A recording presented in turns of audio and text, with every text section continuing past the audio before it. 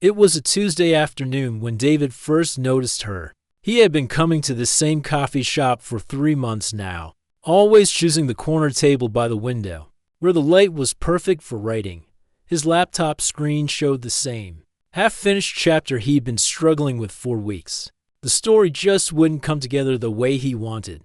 The coffee shop was busy as usual. Students typing away on their assignments, business people having meetings, and the regular crowd of freelancers like himself. But today felt different. Today, she walked in. She had this confident way of moving, like she knew exactly where she belonged in the world. Her dark hair was pulled back in a simple style, and she wore a navy blue dress that looked professional but comfortable. What caught David's attention most was how she paused at the entrance, closing her eyes for just a moment and breathing in deeply, like she was reading something in the air that nobody else could sense. She ordered her coffee and sat at the table, right next to his, close enough that he could smell her perfume, something light and floral, but with deeper notes underneath that reminded him of walking through a garden after rain. David tried to focus on his writing, but he kept glancing over at her. She had pulled out a small notebook and was writing by hand, which seemed unusual in a place full of laptops and tablets. Her pen moved smoothly across the paper, and she would occasionally pause to look up at nothing in particular, as if she was thinking about something important. After about 20 minutes, she looked up and caught him staring. Instead of looking away awkwardly like most people would, she smiled and said, "That's an interesting cologne you're wearing." David felt his face get warm. "Oh, thanks. I wasn't sure if it was too much." "Not at all," she said, still smiling. "It is vanilla notes, doesn't it? Very subtle, but they're there. Most people wouldn't notice, but I have a pretty good nose for these things." This was not the kind of conversation David usually had with strangers. "You work in perfume or something," she laughed, and the sound was genuine and warm. "Close. I'm a sommelier at Romano's downtown. I spend my days identifying flavors and scents that most people miss completely." Romano's? David knew the place by reputation. It was one of those fancy restaurants where people went for special occasions. The kind of place where the wine list was thicker than most books. "That's impressive. It's fun work when you love what you do," she said. "What about you, writer?" David gestured at his laptop. "Trying to be. I've been working on this novel for 2 years now, and some days I feel like I'm just moving words around without getting anywhere."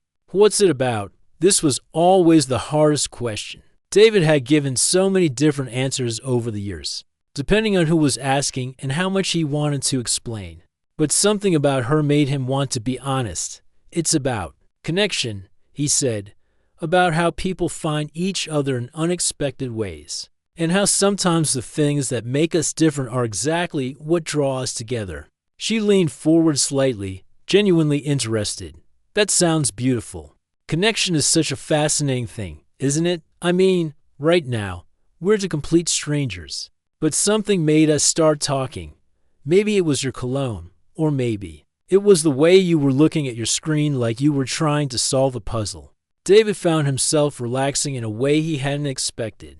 "I was actually stuck on a scene where the characters meet for the first time. I couldn't figure out how to make it feel natural, not forced." "Well, how did we start talking?" she asked. "Was it natural?" David thought about it. "You noticed my cologne.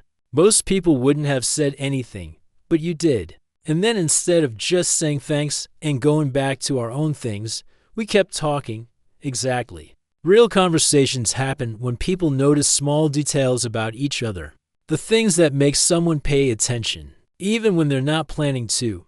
They talked for another hour. David learned that her name was Isabella, that she had grown up in a family of chefs and food lovers, and that her ability to detect subtle flavors and scents had been with her since childhood.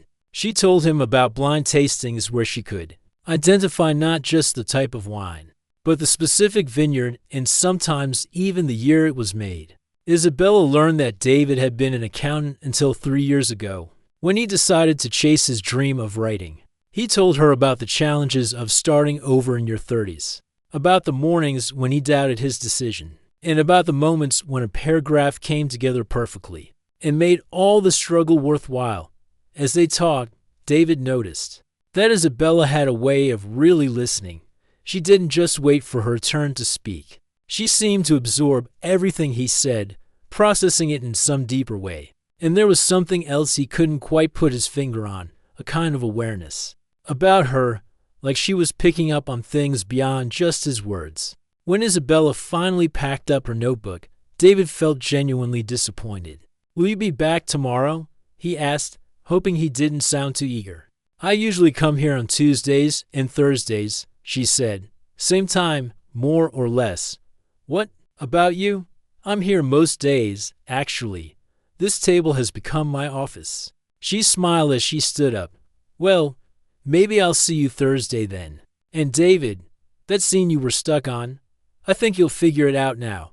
As she walked away, David realized she was right. He already had ideas forming about how his characters would meet, how they would notice small details about each other, how simple observation could lead to something deeper. He opened his laptop and started typing, the words flowing more easily than they had in weeks outside. The afternoon light was starting to fade, but inside the coffee shop, David felt like something new was beginning. Thursday came faster than David had expected. He arrived at the coffee shop 30 minutes early, telling himself it was just to get extra writing done. But really, he was hoping to see Isabella again.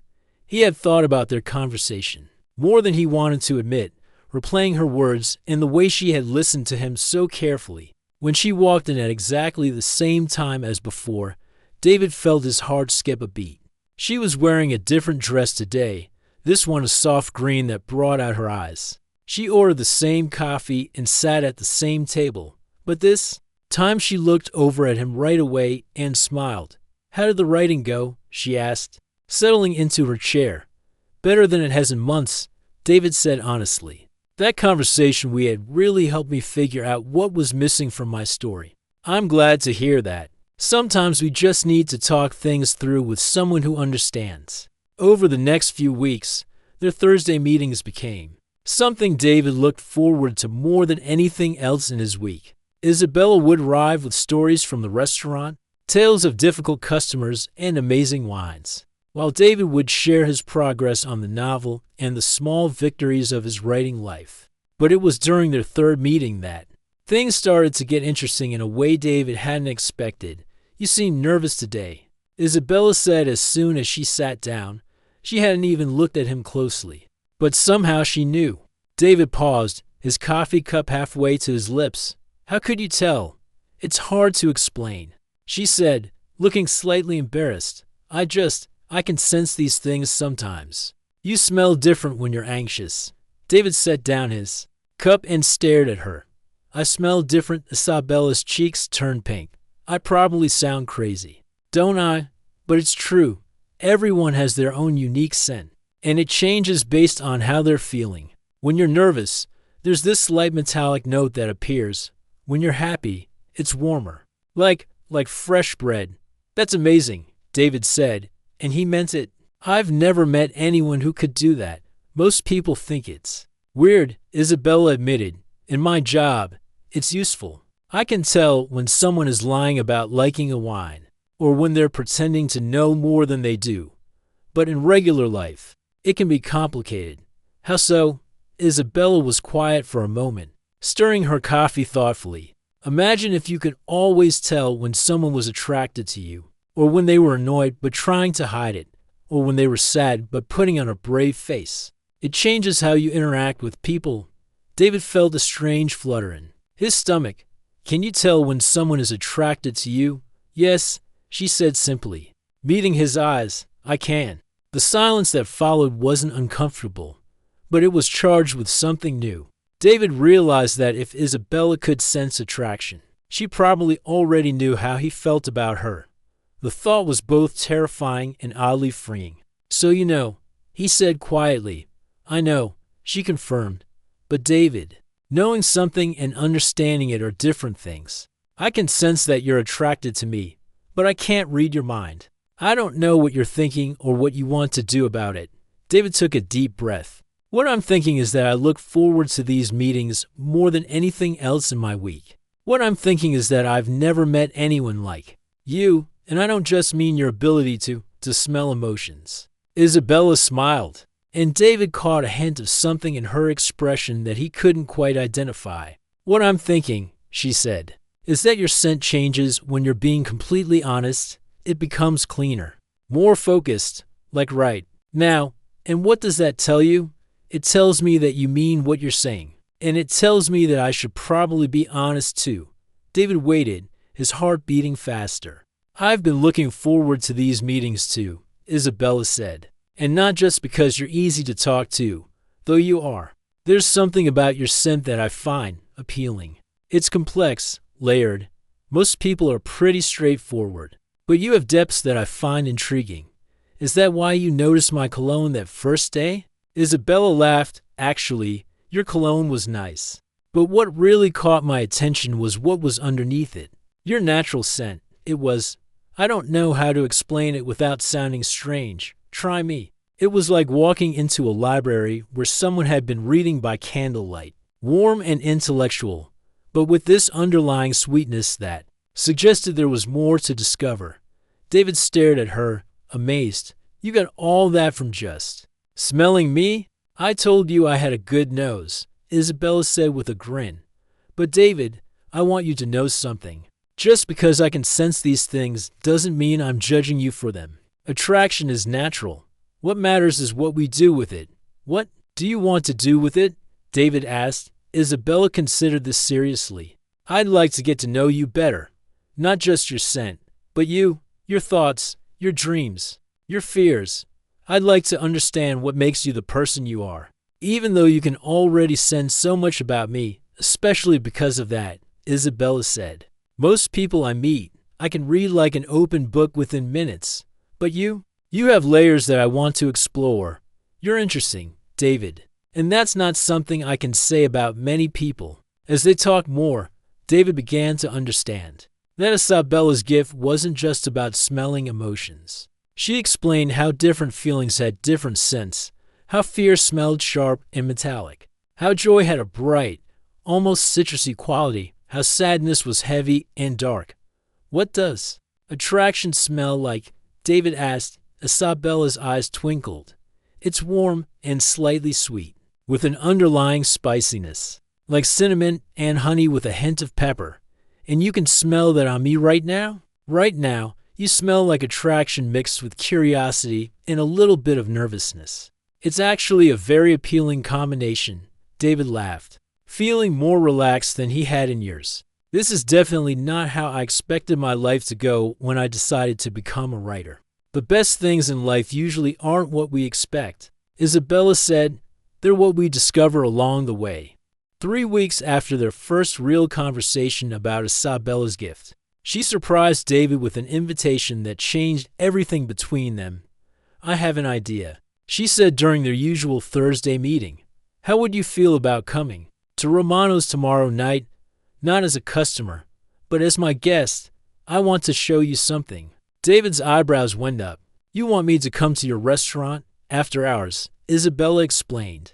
I have permission to use the private dining room for a little experiment. I've been thinking about our conversations, about how I experience the world differently, and I realize I've never really shown anyone what it's like from my perspective. What kind of experiment? Isabella's eyes lit up with excitement. A tasting, but not just any tasting.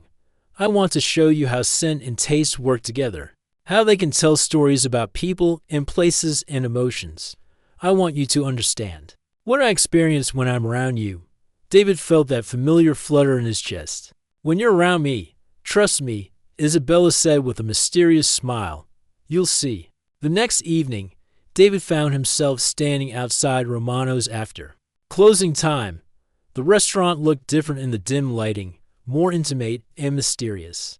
Isabella met him at the door, wearing casual clothes instead of her usual work attire, and led him through the empty dining room to a smaller space in the back. The private dining room was beautiful, with warm lighting and a single table set for two.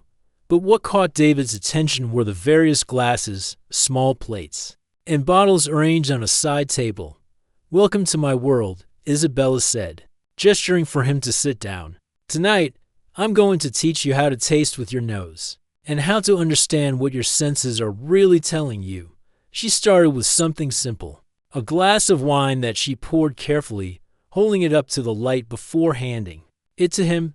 Don't drink it yet, she said. Just smell it. Close your eyes and tell me what you notice. David felt a little silly, but he did as she asked. It smells fruity and maybe a little earthy. Good.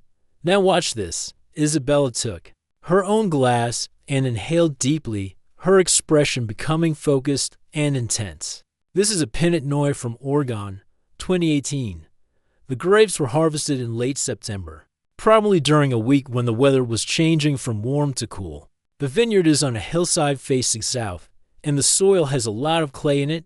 David stared at her. You can tell all that from smelling it. The scent tells a story. Isabella explained. The fruit notes tell me about the grape variety and when it was picked. The earthy undertones tell me about the soil. The way the alcohol and acid balance tells me about the weather conditions. She paused, looking slightly embarrassed. I know. It sounds impossible. It sounds amazing, David said honestly. What else can you tell? Isabella smiled and moved to the next item on the table. It was a small plate with what looked like pieces of chocolate. Try this, she said, handing him a piece. But first, smell it. David inhaled. The chocolate smelled rich and complex, with hints of something he couldn't identify. When he tasted it, flavors exploded on his tongue, bitter, sweet, with notes of vanilla and something spicy.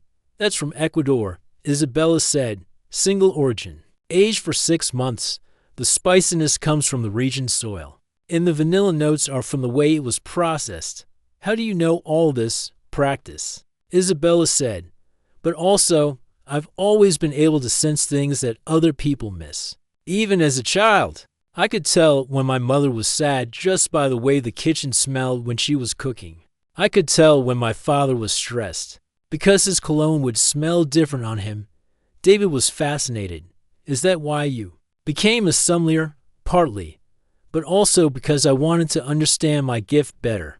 I wanted to learn how to use it properly, not just have it be something strange about me. Isabella moved to another glass, this one filled with water that had a slight golden tint. This is just water, she said, but it's been infused with different scents. I want you to smell it and tell me what you think. David inhaled carefully. The water smelled clean, but there was something else underneath. Something warm and familiar. It smells like, he paused, trying to find the right words, like a warm day in summer, like sunshine and grass and maybe a little bit of vanilla. Isabella's smile was brilliant. That's exactly right. And David, that's what you smell like to me. David felt his heart stop. What?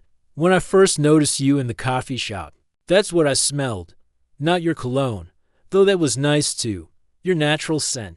It reminded me of summer afternoons and comfort and something sweet and warm that I couldn't quite identify. David didn't know what to say. No one had ever described him in terms of scent before, and certainly not in such a beautiful way. Is that why you started talking to me?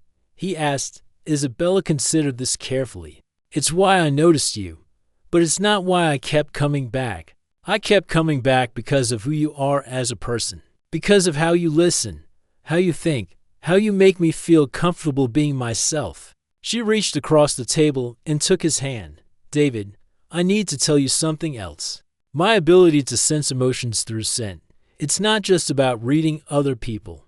It works both ways. What do you mean? I mean that when I'm around you, when I'm happy or excited or, she paused, blushing slightly, when I'm attracted to someone. It changes how I smell too.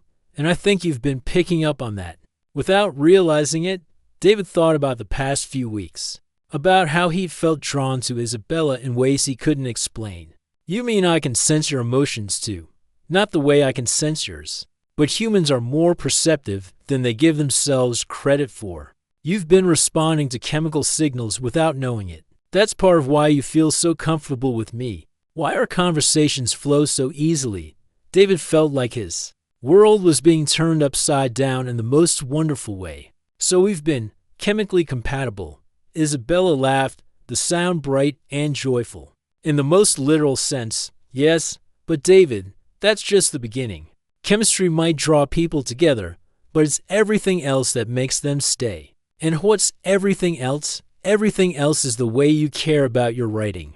The way you listen when I talk about my work. The way you make me laugh. The way you're not intimidated by my differences, but curious about them instead. David squeezed her hand. I've never felt anything like this before. Neither have I. Isabella admitted, and I can literally smell when people are lying. So I know when my feelings are real. What do your feelings smell like, Isabella's? Cheeks turned pink, but she answered anyway. Like warm honey and fresh flowers and something that reminds me of home. And what do they taste like? Isabella's eyes widened slightly at the question, and then she smiled in a way that made David's heart race, like the sweetest thing I've ever experienced, she said softly. Like something I never want to stop tasting. The weeks following their evening at Romano's were both wonderful and challenging for David. He and Isabella had started spending more time together, going on proper dates and getting to know each other in ways that went beyond their coffee shop conversations. But something was bothering him, something he couldn't quite put into words. It hit him one evening when they were walking through the park near his apartment. Isabella had been telling him about her day at work, about a difficult customer who had insisted he knew more about wine than she did. As she spoke, she suddenly stopped mid-sentence. You're feeling anxious about something, she said. Turning to face him, your scent just shifted. What's wrong? David felt his stomach tighten. This was exactly what had been bothering him, but he hadn't known how to bring it up. That's just it, he said, running a hand through his hair. You always know how I'm feeling before I even say anything. Sometimes before I even realize it myself. Isabella's expression grew concerned. Is that a bad thing? I don't know, David admitted. It's just, I've never been in a relationship where I couldn't hide anything. Where every emotion I have is basically written in the air around me. They found a bench and sat down. Isabella was quiet for a moment, and David could see she was thinking carefully about what to say. You feel exposed, she said finally. Yes, exactly. David was relieved she understood. Don't get me wrong. I care about you a lot. But sometimes I wonder if I'm losing something important. Like, what if I'm having a bad day and I just want to pretend I'm fine? What if I'm worried about something stupid and I don't want to talk about it? Isabella nodded. Slowly, I get it. And David, I want you to know that this isn't easy for me either. What do you mean? I mean that being with someone when you can sense all their emotions is complicated. Do you know how many times I've wanted to pretend I didn't notice that you were feeling something? How many times I've had to stop myself from commenting on your mood because I knew it would make you uncomfortable? David looked at her with surprise. Really, really. And it's not just with you. It's been a problem in every relationship I've ever had. Isabella's voice grew quieter. Most people find it fascinating at first. They think it's cool or mysterious. But eventually, they start to feel like you do now. Like they can't have any privacy. Like they're always being watched and judged. Have people broken up with you because of it? Isabella's smile was sad. 3 times.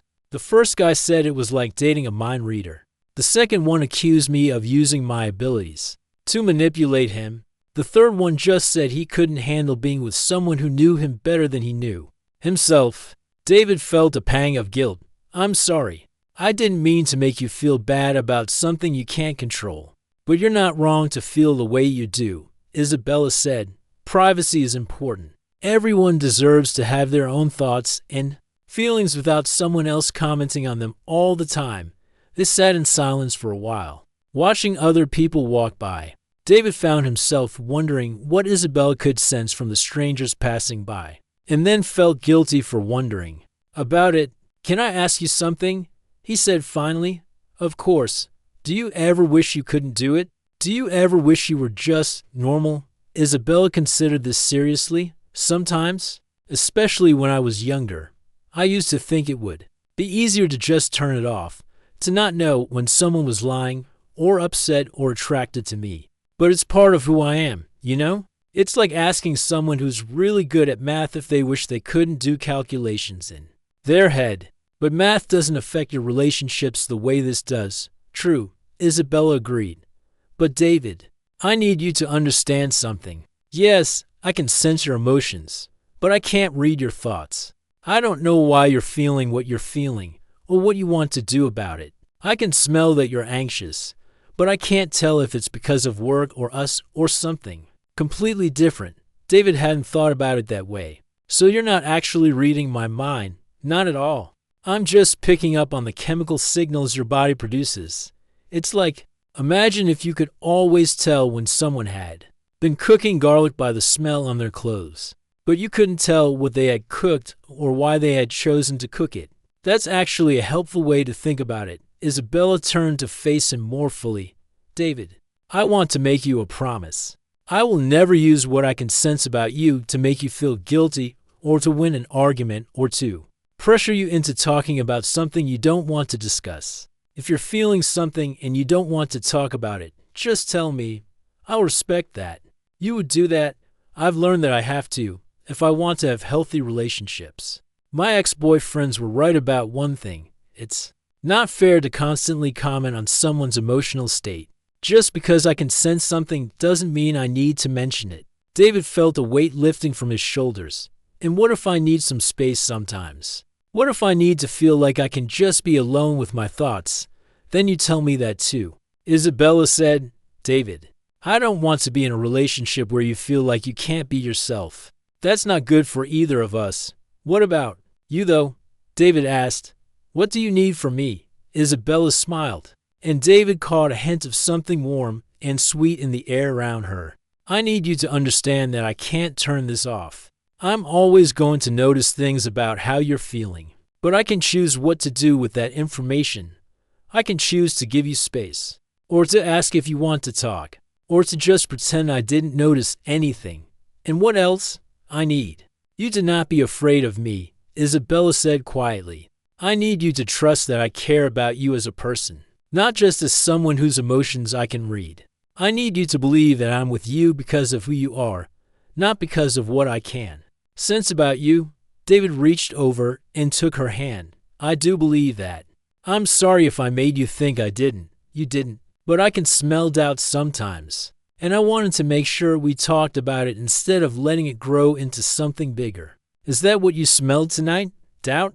Doubt mixed with affection, Isabella said with a small smile. It's actually not an uncommon combination in relationships. Most people have moments where they question things, even when they care deeply about someone. David laughed despite himself. It's so weird having someone who can literally smell my emotions. Is it bad weird or good weird? David thought about it. I think it's honest weird. Like, it's strange, but it's also kind of refreshing. I've never had to pretend to be someone I'm not around you. And I've never had someone who wasn't either totally freaked out or totally obsessed with my abilities. You're just curious about them, but interested in me as a person. Because you are interesting as a person, David said, your gift is fascinating. But it's not the only thing about you that I care about. Isabella squeezed his hand. That means more to me than you know. As they walked back to David's apartment, he found himself feeling more relaxed than he had in weeks. They had talked about the hard stuff, the complicated parts of their relationship, and they had found a way forward that worked for both of them. Isabella, he said as they reached his building, yeah, what do I smell like right now? She paused and inhaled softly, like relief and happiness and something that smells like home. Good, David said, leaning down to kiss her forehead, because that's exactly how I feel. 8 months had passed since David first noticed Isabella in the coffee shop, and as he sat at their usual table waiting for her, he marveled at how much his life had changed. The novel he'd been struggling with was finally finished, and he'd just signed with a literary agent who believed in his work. But more than that, he'd learned things about himself and about love that he never could have imagined. Isabella walked in right on time, as always, but today she looked different. There was an excitement in her step, a brightness in her eyes that David had learned to recognize. "Good news?" he asked as she sat down. "The best news," she said, practically glowing. "I got the promotion. I'm going to be the head sommelier at Romano's." David jumped up and hugged her, not caring that they were in the middle of a crowded coffee shop. "That's amazing. I'm so proud of you." "Thank you," Isabella said, laughing as he spun her around. "I couldn't have done it without you, you know." "What do you mean?" "I mean that having someone who believes in me, who supports my dreams, who isn't intimidated by my abilities, that's given me the confidence to go after what I want." David felt that familiar warmth in his chest, the feeling he'd come to associate with being truly happy. "You would have gotten there anyway. You're incredibly talented, maybe, but it's easier to be brave when you have someone in your corner." They sat back down, and Isabella pulled out her phone to show him pictures from the celebration at the restaurant. David watched her face as she talked, noticing the way her eyes lit up when she described the wine she'd be responsible for selecting, the way her hands moved as she explained her plans for the new position. "What are you thinking about?" Isabella asked, catching him staring. "I'm thinking about how much I love watching you talk about your work," David said. "You get this look on your face, like you're exactly where you're supposed to be." Isabella's smile grew softer. "I do feel that way. About my work and about other things too." "What other things?" "This, us. The way we figured out how to make this work." David knew what she meant. The past few months hadn't always been easy, but they'd learned to navigate the unique challenges of their relationship. Isabella had gotten better at giving him space when he needed it, and David had learned to appreciate the way her gift allowed them to understand each other on a deeper level. "Remember when you were worried about feeling too exposed?" Isabella asked. "I remember feeling like I couldn't hide anything from you," David said, "like you could see right through me. And now," David considered the question, "now I realize that's not necessarily a bad thing. I mean, yes, sometimes I still want to keep my feelings to myself for a while, and you respect that. But most of the time, I like that you can sense when I'm upset or stressed or happy. It makes me feel seen how? Like someone is paying attention to me in a way that goes beyond just listening to my words. Like you care enough to notice the small changes in how I'm feeling, even when I'm trying to hide them." Isabella reached across the table and took his hand. "I do care, more than I've ever cared about anyone. Even though I'm not always easy to be with." "David, nobody is always easy to be with, but you're worth the effort. You're worth the complicated conversations and the moments of uncertainty and the times when we have to figure things out as we go." David squeezed her hand. "You know what I realized the other day?" "What?" "I realized that I've stopped trying to control what you can sense about me. I used to worry about having the wrong emotion at the wrong time, about you picking up on something I didn't want you to know. But now I just let myself feel whatever I'm feeling." "How does that feel?" "Free," David said without hesitation. "It feels free. Like I can be completely myself without worrying about judgment, or having to perform or pretend to be someone I'm not." Isabella's eyes filled with tears. "That's all I've ever wanted. For someone to feel comfortable being themselves around me. Your other boyfriends didn't feel that way, no. They felt like they had to be perfect all the time, like they couldn't show any negative emotions because I would sense them and call them out. It made them resentful." "I can understand that," David said. "I felt that way sometimes at the beginning. But then I realized that you weren't judging me for my emotions. You were just aware of them." "Exactly. I can't help sensing how people feel, but I can choose how to respond. And with you, I choose to respond with understanding and acceptance."